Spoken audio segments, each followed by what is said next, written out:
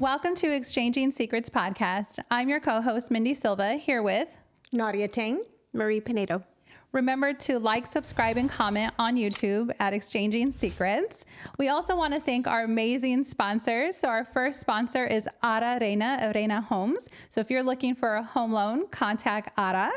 Our next sponsor is my lovely mom, Esther Echeverria, who wanted to just support what we were doing as women. And I just love that so much. You know, you don't always need a product to be a sponsor on the podcast. If you just find it in your heart and love what we're doing, we welcome your sponsorship too. And also our final sponsors are Alejandra Font and Luis Font, the co-founders of the Camp Transformation Center. Thank you so much. The camp has been truly instrumental in changing so many of our lives, and we're so proud to have you as a sponsor. Well, ladies, we're talking about finances today. And most people would be like, wow, that's incredibly boring. I'm going to sit that one out. But you shouldn't. You should be listening in because finances have the ability to change your life, provide you freedom in places, and to help make your dreams come true in other places. Well, we know that there are many facets to life around faith and family and all the other things. Finances plays a big part in how we live our lives, and also it actually contributes, or it can contribute to some of the peace and joy we experience. And so I'll start a little bit about my philosophy around finances. Would love to hear your ladies and how you sort of tackle that on a day-to-day. But really it was life-changing for me. I would always grow up with the mentality, if I just made more money, life would be better. Have you ever thought that in your life, right? And did you ever hit a point where you actually made your more money and you're like, why isn't my life easier and better? and so you were just like, well, I just need to make more money. And what you realize is that if you're bad with a little money, you're going to be bad with a lot of money. And one of the things I realized is that I had not had a lot of financial education in my life. And so I started to reach out to mentors who I saw were doing well in the financial space in their life. And I was like, how do I get there? Right? How do I get from feeling broke, paycheck to paycheck? It didn't matter if I made $6 an hour or $80 an hour, right? It really didn't matter. It was that I didn't have a good sense of financial management and where to put the money into what vehicles that would help make me more money. And so I started to embark on that journey, and I prayed, everything I want to learn. God says that if you ask him for wisdom, he will never deny it from you, right? It is the one thing he will continue to bless. So every year I ask for God to give me wisdom in new spaces. And I thought, well, I'm going to do the same with finances. What is different about that than any other spiritual growth I'm going to have in my life? And so I started to look up. And one of the things I came across during that period of my time, it was actually at the cusp of the pandemic, was something called Financial Peace University. And it is widely or globally known, right, by Dave Ramsey and his team, who are not sponsors here, but were really instrumental in changing the course of our financial life. So we had come into a place where we had what we thought was the American dream. I talked about it in one of the mental health episodes, but it was this idea that we had purchased a home and we had both finished college and we'd had 2 children and we had the cars that we had, hoped to have at that time.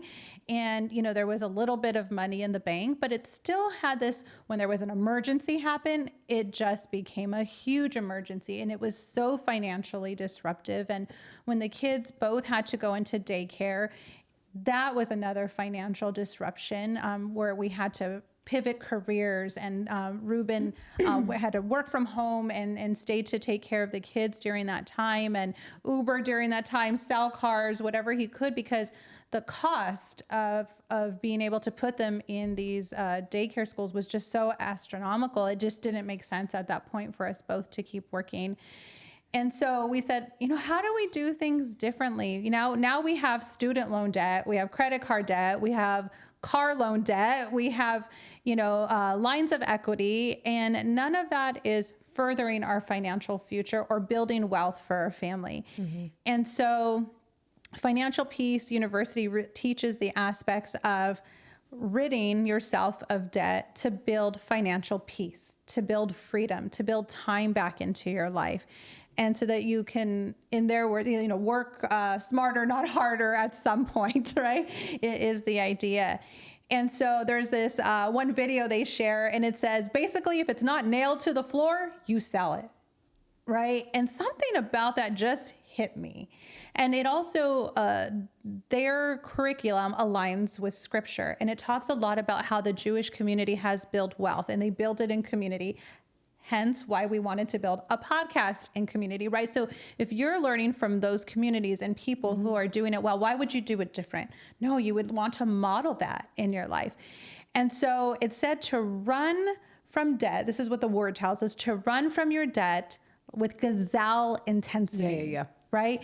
And if you have ever looked up a video, go look it up and Google it. When a gazelle is running for their life, they can actually outbeat someone, a predator chasing them, right? A predator that is faster than them in theory, because they are running out of debt. They're running like their life depended on it. And I took it so literal, and we sold everything. We sold our cars. We sold our furniture. We actually rented out our home during that time. And we were like, we are going to reset this life, and we are going to build freedom and financial wealth like nobody's business.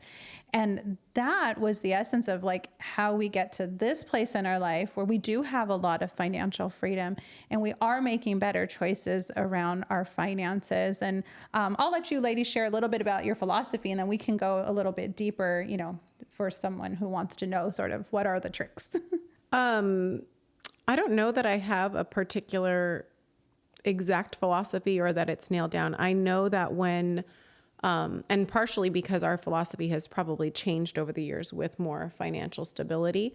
When Anthony and I first got married, we had $0, like less than $0. And so part of our agreement was we were not going to use a credit card. If we didn't have the money to get it, we weren't going to get it because we didn't have the money to pay off a credit card. And so, though that was hard, and that made us be really realistic in what we purchased and what we didn't and where we went, and if we had gas money for things or whatever the case is, it also made us also like not need a lot. And so though it was hard, it actually has made us appreciate where we are so much more, I feel like, today than what we probably would have appreciated had we started out with a lot. Now, obviously, and thankfully, not obviously, but thankfully, we're financially comfortable. And I truly believe that that's God's favor over, hopefully, the way that we're, continuing to be good stewards of his money and be disciplined in the little. And he's continued to bless us in more. One of the things for us that was a huge factor in that is whether we had money or not, Anthony was absolutely not willing to not tithe. And so, and that was actually a major argument for us, was, he wanted to tithe a couple rolls of nickels, when we started going to church. And I was like, we need that for laundry. Like, what are you talking about? Like, we can't. And he was not willing to flex with me on it. And though I didn't understand it at the time, I wasn't walking with God at the time, and I didn't understand like exactly why he felt so, that it was so important. At the same time, I'm so thankful for him that he didn't flex, because not only have we always tithed, but we went from tithing truly like a roll or two of nickels to tithing more than our mortgage payment now. Wow. A month. Like, we tithe more than our mortgage a month. And I don't mean that in a flex. I'm meaning that and to say, I truly believe that's God's favor over what his diligence and obedience has been in that area. And I also think though that you give God the room to show you, like, you trust God with your money, you trust God with your finances. It's his money anyway, right? And he's giving it to you through whatever avenue you have from an employer perspective or income perspective. And then you have to have the trust that you're going to give him what he asks of us to give and watch him grow it. And so, and that's really been where we are. We definitely are in a different financial space now, but I really do think that that's God's favor. I love that. Yeah. What about you, Nadia? I don't know if I necessarily have a philosophy also. I think for us, it was trial and error. So for me, it was more of like, same thing. Like when we got married, we had a folding table and like plastic chairs in the kitchen. When we bought our first house, like we could not afford anything. You know, we painted our first house. To your point, like it makes you appreciate the things that you have now, right? Like when we bought our first home, it had like a hole in the wall. Like it was like rotting. And like the dishwasher was broken and like it just needed a ton of work. Like it really needed a ton of work. And it was all we could afford. So obviously we purchased it and we poured our own sweat and tears into that home. And although I am very appreciative of the process, it also made me realize like it wasn't something that I wanted to do again. Like I wanted to buy something that didn't require so much. So for us, that motivated us to save to buy another home that wasn't as much maintenance, right? That was maybe a little bit newer, didn't require so much, facelift when we purchased it. So then we moved out of that home in Ontario and we purchased our second home in Chino. And that one didn't require a ton. It was more of just like cosmetic, like paint and carpet. And it was a newer build. And every house, we did have a plan that it was going to be 3 years. So after 3 years, we were going to flip it. And the goal was to always elevate ourselves, right? So our first house was very small. We have this inside joke because one of my sister's friends, made a comment to me one time when I was very proud of my first house. And it's very small. It was like under 1,200 square feet. It was like 1,157 or something. But I was like so proud of it, right? Because it was ours. Yeah. And I remember my sister and I actually closed on the same day. Our escrows closed on the same day. And I went to my sister's open house and her friend was there. And my sister was like, kind of like bragging about me. She's like, oh my God, my sister just closed on her house too. And she's like, oh, really? And I was like, yeah. She's like, oh, like how big is your house? And I was so proud of it. And I was like, oh, it's like 1,157 square feet or whatever. And she's like, oh my God, that's itty bitty home. And I was like, and I remember, and like, so to this day, me and my sister, like we joke about it, but I remember like, damn, that really sucks because that meant like it was such a big accomplishment for me. So like when people tell me their accomplishments, whether it's something like I've already achieved or something I want to aspire to do, I don't ever put it down. Like I don't go like, oh, that's great, but I did that 10 years ago. Like it's not, I know what that feels like. Right. So I don't do that. So we bought our next home in Chino. We kept it for 3 years. The market was fantastic. We flipped it. Same thing. We took a step back. I think what people don't realize as part of your finance journey, sometimes it's okay to take a step back to catapult yourself 3 steps forward. For sure. So when we sold our Chino home, we did make quite a bit of money from it, but it wasn't enough, nor did we really know where we wanted to land. So what we did is we ended up moving in with my in-laws at the time in Chino Hills. And we were just taking our time. We were very thoughtful in the next process of where we wanted to go because we felt like the next home potentially could be our forever home. So we did want to put more thought. The first 2 homes we knew were stepping stones for us. The next home we knew it might be something that could be more long-term. So we wanted to be very thoughtful in that process. So we moved in with my in-laws. Totally. I don't have an ego. I don't have anything when it comes to that. Like I'm totally fine with that. We moved in, we stayed with them for a couple months. They also decided to sell. So in the process, we actually purchased new build together, and we're 6 houses apart, which is such a dream. And it was really cool because it allowed us to leverage the money that we were able to earn from the Chino home, as well as we were able to save. Back in the day, the loan limit was only $450. So anything over that, you had to put cash. And the houses were going for like high fives, right? And then you get into the design studios and then you're adding a ton of money. So we had made the decision. So this is where having some financial knowledge is beneficial. So when you purchase a new home, one of the things that you, in my opinion, you don't want to do is you don't want to increase the cost of your home. the design studio, although they will tell you like, you could just put it into your loan. You could just put it into your loan. You don't want to do that because what it does is it increases the cost of your home, which then means you're going to pay more property tax forever. So what we had chose to do is we chose to do the most minimal amounts of design improvements that would add value to the home, which was adding square footage. So we took the 3rd car garage, we created a guest suite, and then we did some additional upgrades that we just felt would require permits that we didn't want to do after. And then everything else we did after we purchased the home. So it kept the cost of the home down, which helped keep property tax down. So they're like, I have neighbors and they'll be like, oh my God, my property tax bill is X dollars. Like, how are you only paying this? And I'm like, because I didn't add $120,000 in upgrades. I did that outside. And they're like, oh, but again, it's because of the financial decisions that we made that allowed us to have the cash available.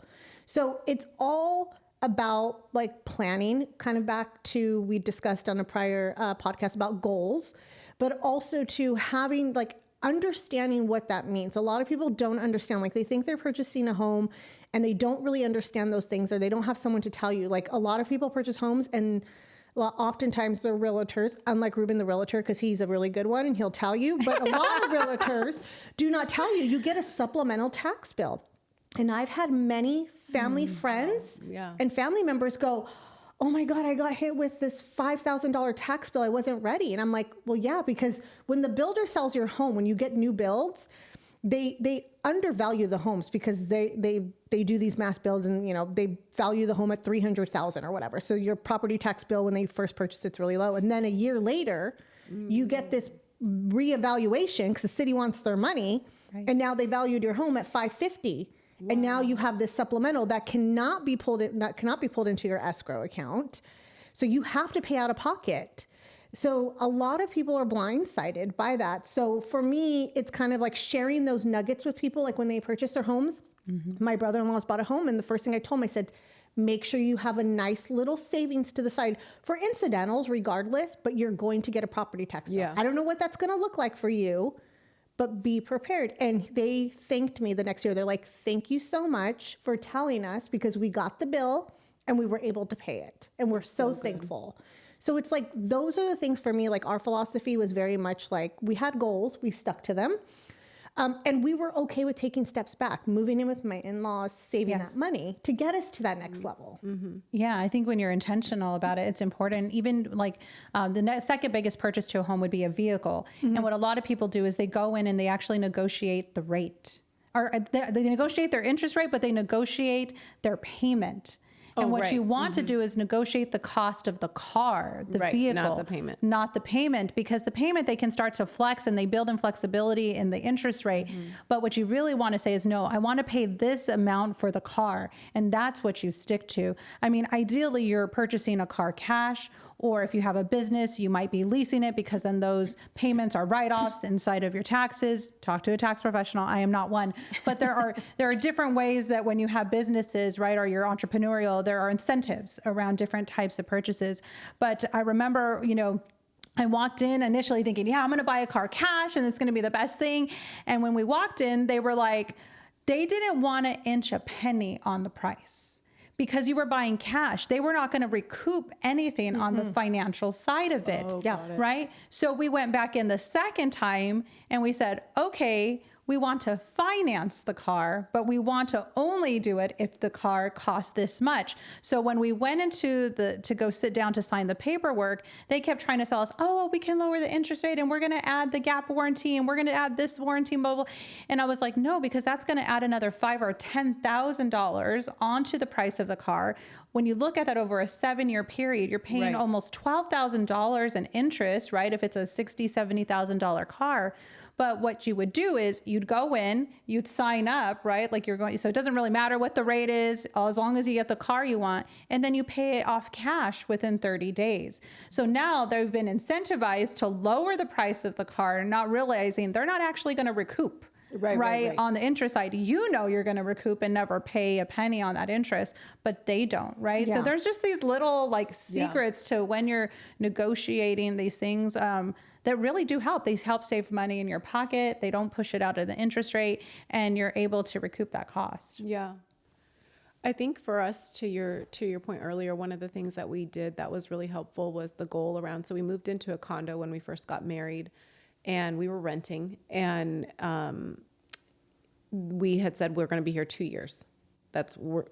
And 2 years and 3 months later, we closed on our house and we moved in Rancho, and it was really great. And then we really did. We had to really give up some things to be able to move into that house. And at one point, we actually even got to a point where, okay, well, if we can't do anything else, we'll get rid of my car, right? Like there were things that we had to really try to think through. Okay, what if this happens? Then what are we going to do, and what's our plan so that we're not blindsided? Thankfully, we never had to do that. But one of the things that really worked for us getting started, we don't do it exactly the same now, though we have seasons where we still do it, was Anthony and I would have a budget of $40 a week, $40. And I mean, at the time, this was now 18 years ago. So $40 may not go as long now, like far now as it did maybe that long ago. So we budgeted $40 a week. And because we didn't have a credit card at the time, we had $40 cash each. So that way we couldn't overspend on a credit card. We couldn't debit it out of an account. And $40 was, you can go out to eat if you want. You could go buy something at a store if you want. It wasn't gas money, and it wasn't like, grocery money, for example. But outside of the $40 a month, if you were tapped for the week, there was no more eating out. It was no more like whatever it was. And for us, it really helped us start to save money, because when you're at the time using your debit card, right? Like you're using your card. Yeah. Sometimes you don't realize how quickly it starts to come out of your account. Mm-hmm. And so over the years, obviously now we have a card, but our philosophy is really, we have a card that we pay off every 2 weeks. So it never accrues interest. It does have like a cash rewards, and there's different ones that really have good benefits. If you travel a lot, right? Yes. There's the mileage. At the time we weren't traveling, so it seemed better to do the cash rewards. And I moved literally everything possible onto that card. So unless there's not an option to use a credit card for some type of payment, everything is on there. And then we get money back on that. And we tithe off of the money that we get back on it. And we use that now for whatever usually I will cash it out every quarter or two, every 6 months, because it's a nice little chunk, and we'll either put it away or do something with it. But it really has benefited us. We don't pay interest on it, but now that's kind of our routine, is like everything goes on there. You get the cash back. We do something fun with it as part of something for us. But also for us now, even in the seasons that we've been in, financially, it's much more comfortable. But there are seasons, like even for Christmas month, right? I'm like, we got a lot of things coming up this month, so we're going to do this, this, and this to make sure that we don't do that.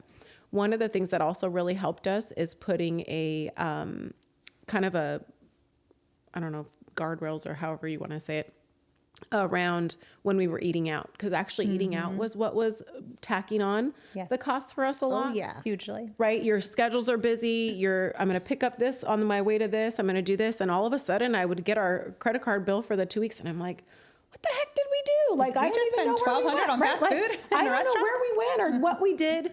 And so what we have been really trying to do is either meal prep or at least cook at home during the week. And then when we go out to eat, it's all four of us, or Aunt and I. And so it's on the weekends or whatever the day is that we're going to go and do that, all four of us. But that way we're not eating out consistently. Yes. Because it really does add up. And it's really allowed us to save a ton more money. It does. During when I was going through Financial Peace University, there's all these different steps. They call them baby steps. And one of them is, the first one is put a little bit of money in an emergency account, right? Because there's always going to be a rainy day. And this is before you even start to pay down the debt. Then it's really to tackle the debt one at a time. And then the last thing in that lineup of debt, when you think, okay, I've sold everything I could sell, your last payment should really be your home. Well, what a lot of people do is when they refinance, they actually refinance and re-stretch out the loan, right, to another 30-year loan. But what Ruben and I did, every time we had the opportunity to refinance the rate, we kept the same house payment because we knew that's what we could afford, but we actually shaved off years of the loan. So did we? Yeah. Right. Yeah. So right now, if you were blessed to have owned a home around the time of the crash between 2008 and 2010, you took advantage of the first, crash and the value at that time. And then subsequently, there's been lower interest rates. We got down to 1.875 is what most people, if you bought a home during that time and refinanced, you're sitting around 2% if your credit was still decent. And we shaved off years of that loan so that by the time we're 49 and a half-ish, or sooner, we'll be able to pay off our home, which is the very last debt that we have, right? Yeah. So what that allows us to do is that anything we have in savings becomes, you can use that for emergency, or you put it aside for a goal that you've set, like how we did for the investment property. But the idea is that you have now an emergency savings, no debt, full financial freedom, and the ability to then start to grow your wealth. That's the scariest part, I think, for us, was taking that leap of faith to grow that money, because it means you have to let it go. And you've worked so hard to earn it.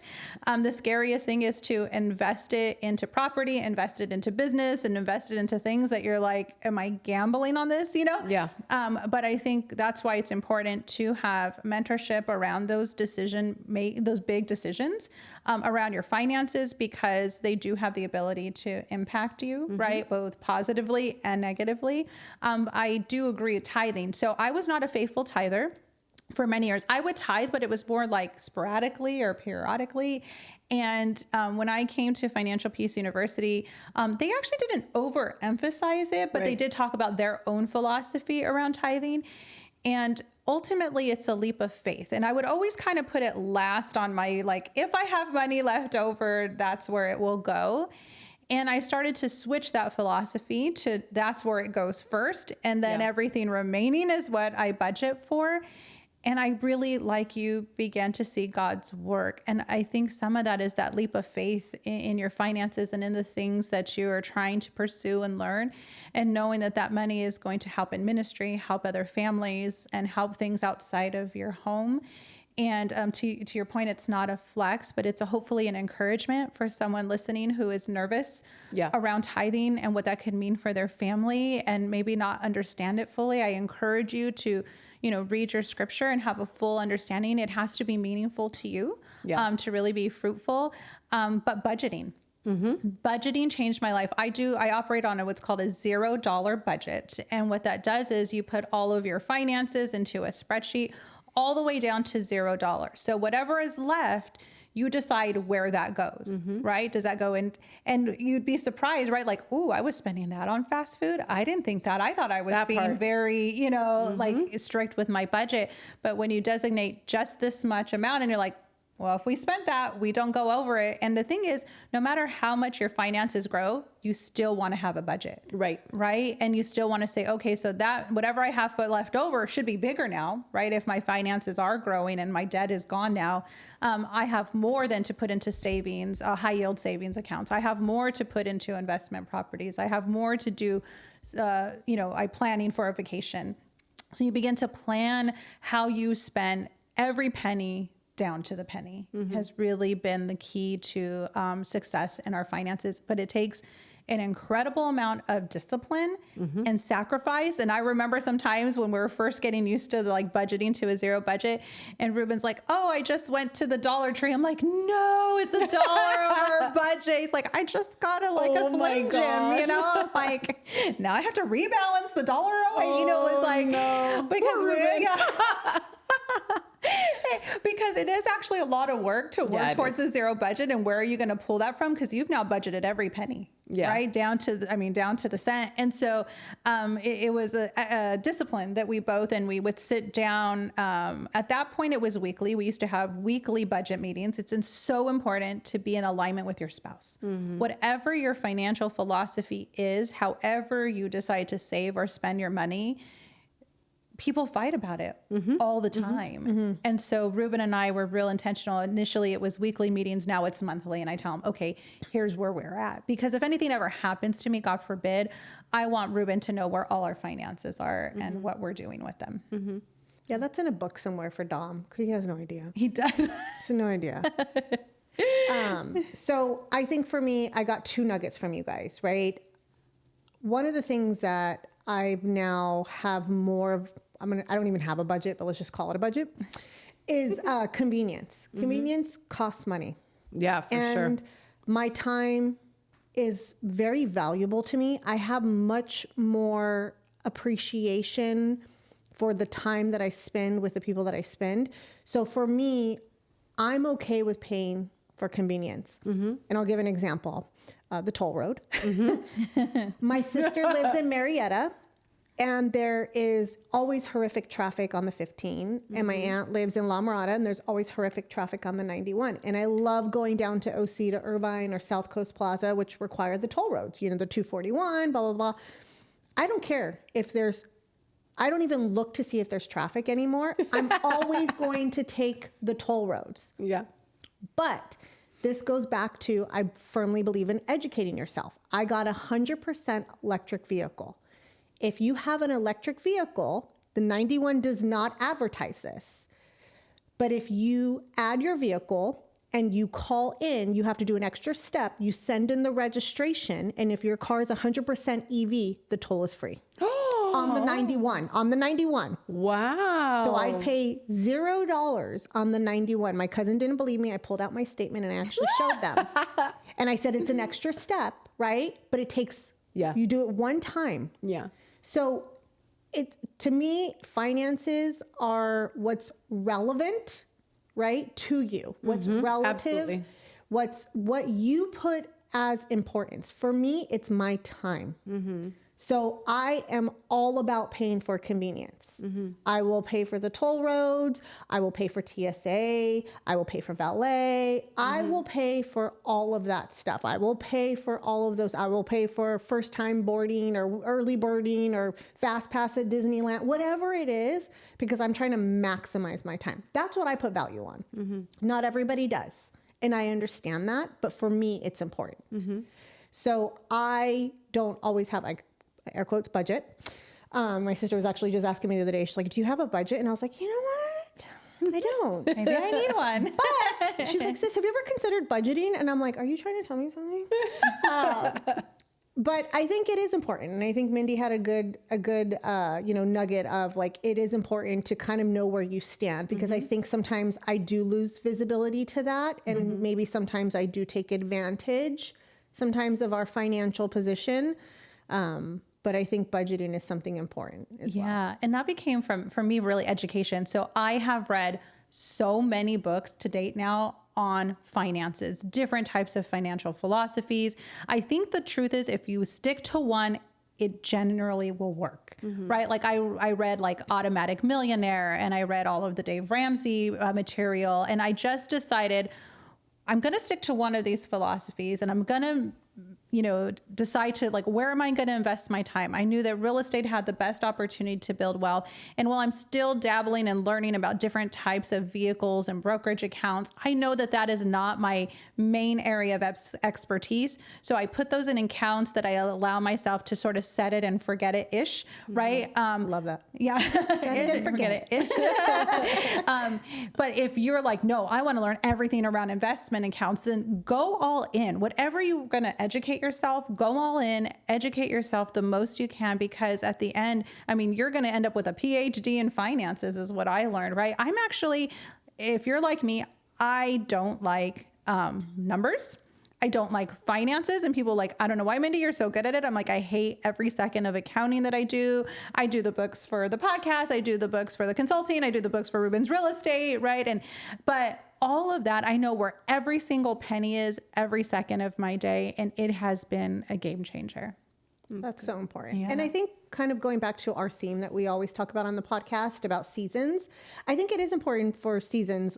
Marie, you brought up about the credit card. I think people deter away from credit cards because they make the assumption that they're bad. Right. And if you have good self-discipline, right, you can 100% maximize the benefits that they offer. Like, I went on this amazing Hawaii trip this year with my family, and I took my goddaughter, and half of my rooms were free because I have a Marriott Bonvoy credit card. I stacked up a crap ton of points and then I redeem it for my vacation. Now I have a bajillion points again. My niece is graduating in April in Washington, D.C. I'm going to go to New York with my cousin. We're going to, my trip will basically be free. Yeah. You know, my niece graduated last year and the whole trip cost me $7. That's so awesome. I redeemed my miles and I redeemed my hotel points. And I think that also goes to something that I'm a huge advocate about is brand loyalty. If you stick to a brand, right, you can build up points. You can build up whatever it is. So I stay at Marriott. I use American Airlines and I'm consistent. So I consistently am building points there. And then they often have like loyalty programs, loyalty rewards, whatever, and you build it. So I went to Washington, D.C., stayed at a very nice hotel. I paid for my whole family to stay with me. They didn't. So I love that. That's me giving back. That's, you know how you guys talk about like, you know, utilizing your money and helping others. That's my way of doing it is I get to, I didn't cost me anything. And I now get to share that with my family. I get to share that. It cost me $7. Yeah. And I went for almost a whole week. Yeah. It was amazing. Yeah. Like, so people see these things on Instagram on my stories and they're like, oh my God, she's living the life. I'm like, for $7. For $7. Yeah. And I think that's the thing is like knowing where you are in whatever season that is. I know for us at the time that we didn't want a credit card, we were definitely not disciplined. Yeah. We were not in a space where we would have been able to manage a credit card.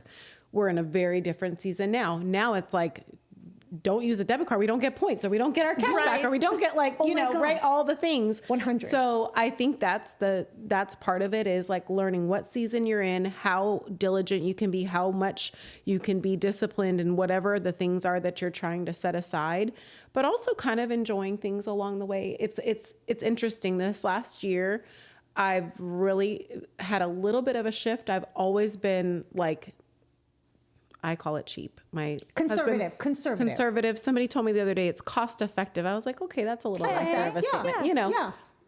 So cost effective, but I mean, really, I'm like, how much did that cost? What are we doing? You know, but at the same time, enjoying things along the way and also reflecting on it. So you set the goals. And so our home budget is on a pivot table. Like, I mean, I download every cost that we've had for the month, every spend on our credit card. It comes out in an Excel. I pivot it out. I put it in my categories. I figure out where we spent, what we did. Yes.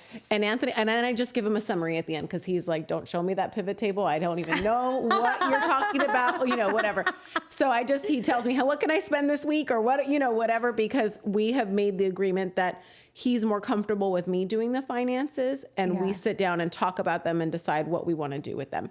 And so part of that is like the reflection of, okay, how did we do this month? Where do we need to adjust instead of letting it for us like snowball into, okay, we had 3 months of a ton of spending and now we're like trying to play catch up.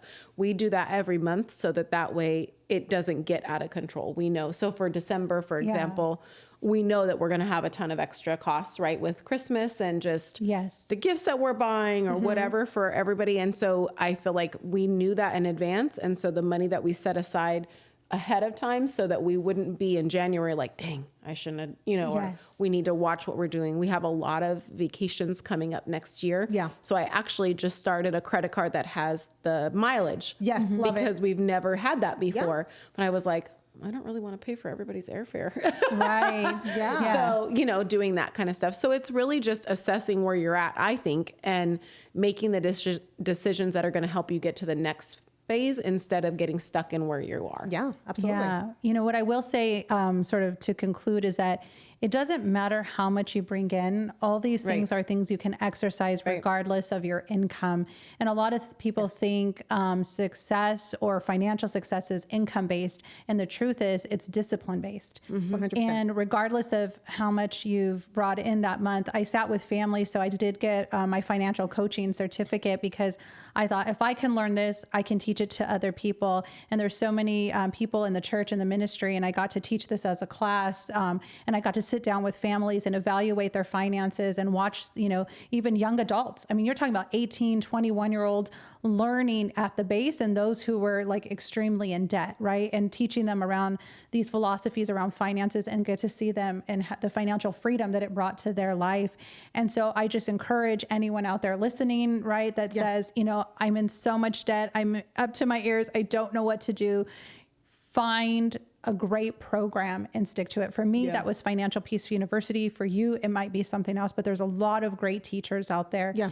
And so just remember to like, subscribe, comment on YouTube, Exchanging Secrets podcast. Thank you so much for listening today. Thank you again to our sponsors. Love you. Bye, friends. Bye.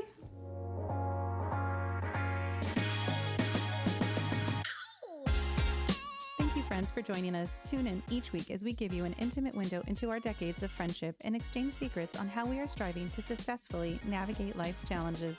Remember to like and subscribe to our podcast on YouTube and other podcast platforms. The content in our podcast is for information and entertainment purposes only and does not constitute medical, legal, financial, or other professional advice. Please consult with a professional for specific advice tailored to your situation. The views and opinions expressed by our guests and sponsors are their own and do not necessarily reflect the views of Tell Me Your Secrets, LLC.